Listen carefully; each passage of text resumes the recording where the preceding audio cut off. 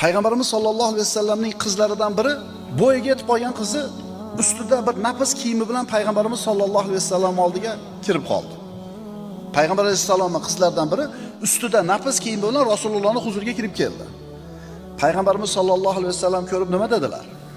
Ey qizim, albatta bu kiyim suyaklaringizni hajmini bildirib qo'yapti dedilar. Suyaklaringizni hajmini bildirib qo'yapti. Nima demoqchilar bu gapi bilan? Nima demoqchilar? Mana shu so'zdan boshqa har qanday so'zni ishlating, badan, hajm, ko'hragi yoki bo'lmasam figurada.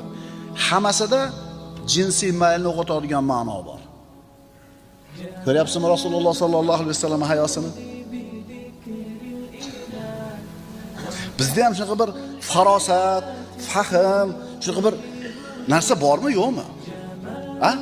Mana Qur'onda aytayapti.